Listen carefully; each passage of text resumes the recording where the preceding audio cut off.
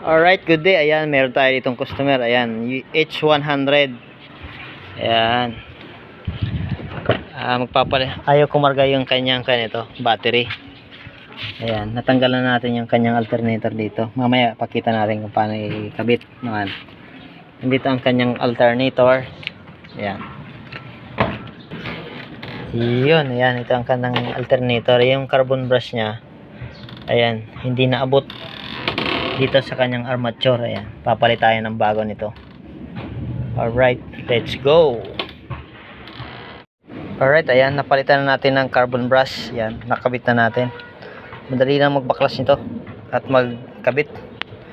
Ayan, kakabitan natin dito yan sa kanyang bracket. Ayan, may bracket yan doon. Ayan, dali lang yan ikabit.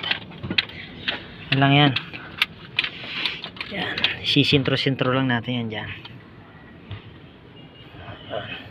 Ayan, ayan, may 14 na volt yan, yan. 14 mm. Tsaka dito naman sa taas. Okay. Okay, ayan. Yan lang yan.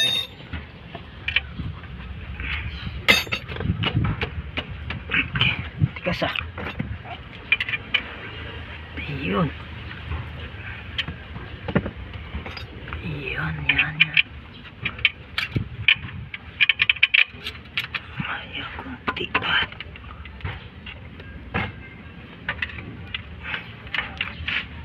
Ayaw.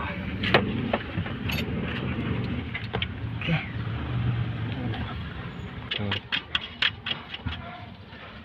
Okay. Bukas mo natin yan. Okay.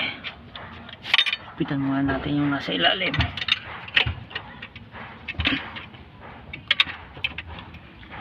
Okay.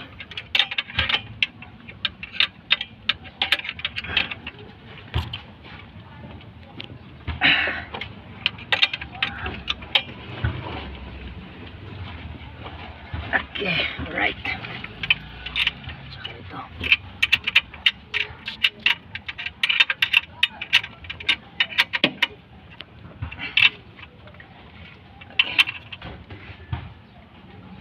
Okay.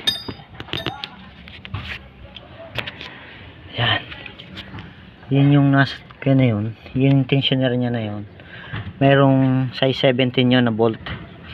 Ipipihit natin yan para pumasok yung kanyang belt na to dito. Dito. Dito tayo sa ilalim.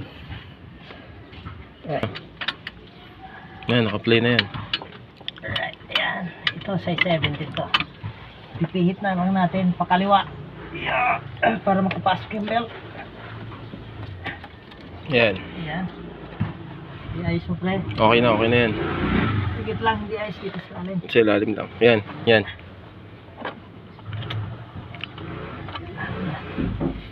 Hit na. Okay na, bitaw. Alright.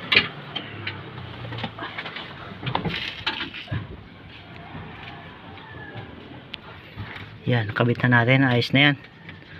Yan, start na natin. Yan. Lagyan mo lang muna natin yung battery. Yan, kabit na po natin yung negative.